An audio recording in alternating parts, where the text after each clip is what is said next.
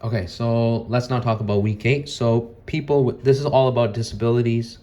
And we want to say people with disability, not a disabled person.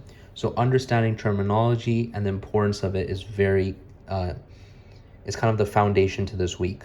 So we want to say a girl with intellectual disability, not an intellectually disabled girl. Um, People with disabilities are still people.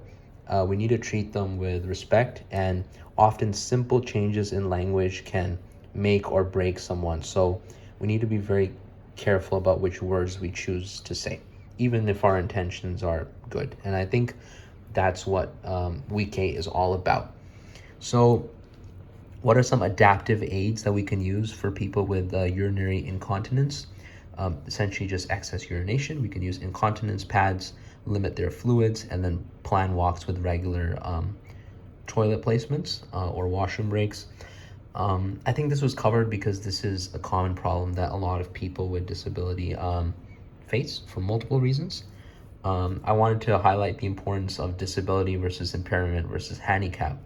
So, an example could be a transport disability. So the impairment would be you have a loss of legs.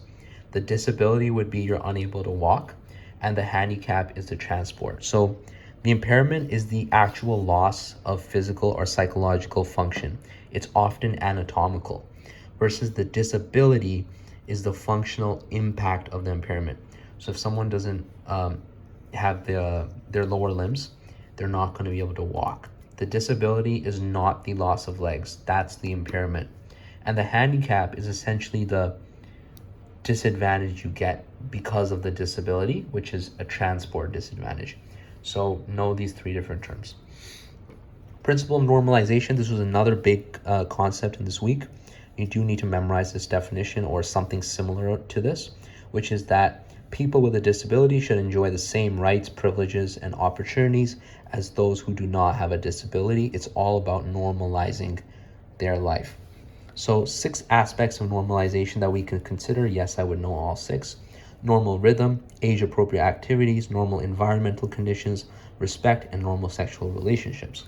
Now, the NDIS is a very key policy that is used throughout Australia. And what it can do is it can help alleviate some of the challenges faced by people with disabilities. Now, this could include transport, home modifications, or job training.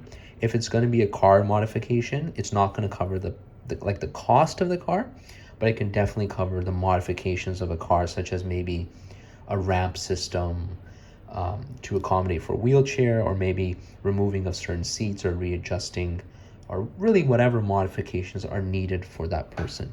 It doesn't include day-to-day living costs, healthcare related costs, and rehabilitative therapy. So again, if you're a person with disability, you likely have lower socioeconomic status, and you're already having to cover these expenses by yourself, which is a limitation of the National Disability Insurance Scheme, and is something that policymakers are trying to actively allow people to essentially not have to pay for these activities, and that is something that was covered in the GLS. I do believe there was a guest speaker for this week, so pay attention for that.